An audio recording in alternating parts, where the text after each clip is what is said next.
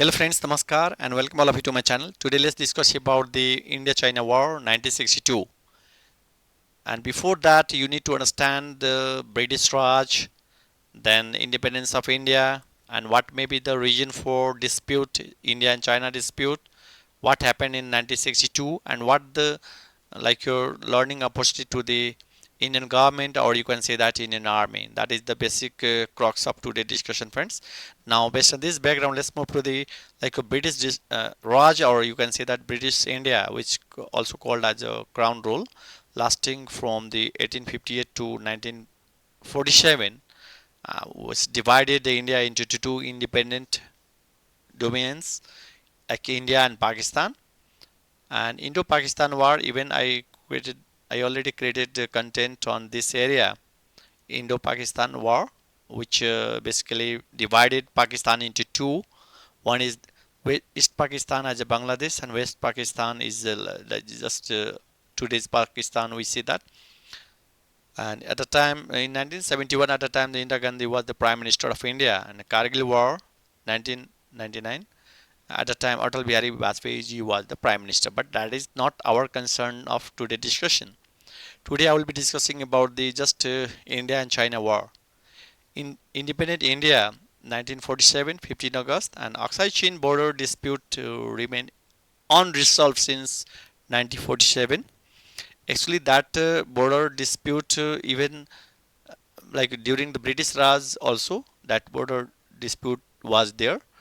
And Nehru slogan at the time, Nehru, that's I'm talking about Pandit Jawaharlal Nehru, was the first Prime Minister of India, and his slogan is all about your Hindi Chini Bhai Bhai, but lost its essence soon after the Sino-Indian War in 1962.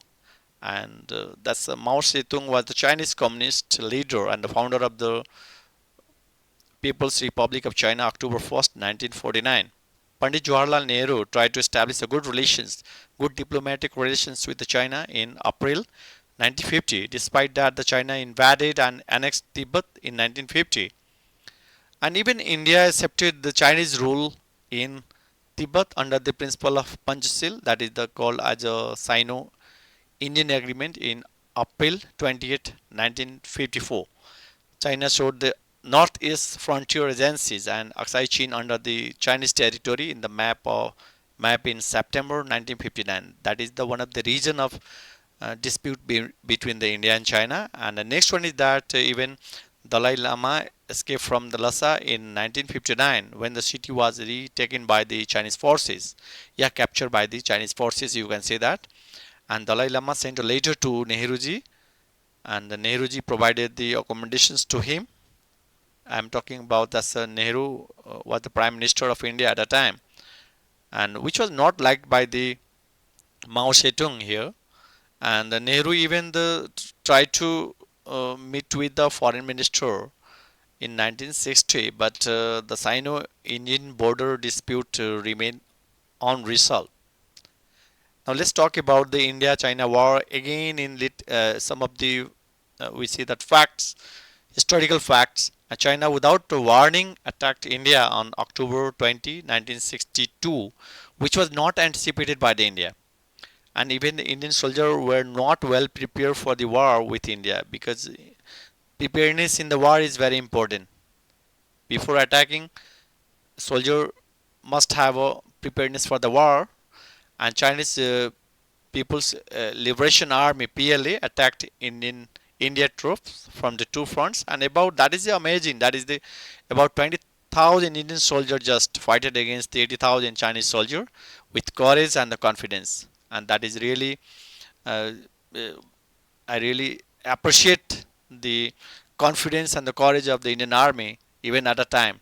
That is the 63 years back, and the Indian War was still considered as a tragic event in the history of India-China War military standard until November 1962. China raised to the all claims territory, and China announced the unilateral ceasefire on 21st November 1962. And then Aksai-Chin is now in the de facto control of the China, and its area about the 38,000 square kilometer came in China. That is a part of your Ladakh. You can see this territorial dispute. That is all about this is the Srinagar, this is the Pakistan area, this is our country Nepal, is a small but beautiful country, and this is the Jammu Kashmir administered by the Indian India, yeah, and this is the Kashmir, Pakistan occupied Kashmir, and some of the area is still like your China claim that this is their territory, and one and the India also claim that this is their territory. That is the big dispute area, and this all big area already captured by the Chinese forces, right? Now let's move to the about the what about the China's aggressive expansionist strategy. That is in Hindi we see that Bistarwadi Ranitiya. First one is that we see that territorial ambitions in the Indo-Pacific, like your China's assertiveness in the South China Sea, and the Belt and BRI we see that Belt and Road Initiative since 2013, offering the infrastructure development, offering the trap countries in the debt diplomacy. For example, even the Nepal, like your used different types of loan from the China. That is one of the reason for the debt trap. Like they provided the big amount of debt to Sri Lanka, Bangladesh, Pakistan. That is there all about your causes of the strategic leverage advantage to the China. And C is all about your diplomatic assertiveness. And the D is all about that's the military modernization and the enforcement. And then let's talk about the what relations the 1962 Sino-Indian war in Ladakh provided. I believe that in the 1962 Sino-India war, Indian war provided the opportunity of learning to the government of India at the time on the following grounds. First one is that the need infrastructure for Indian military and how to engage in the war with the proper strategy. And the third one is that defense preparedness is more important, like your Raksha Tayari, and importance of the foreign diplomacy and the military power, and take decisions wisely and strategically, not like Pandit Jawaharlal Nehru. And don't trust 100% on the Western power like USA and the UK based on the war of 1962 in which India did not get the help from them. They just induced the war situation. Actually, this is that I conclude this one by saying all this because this is all about your 63 years back. That's a history about the in India and China war 1962, friends.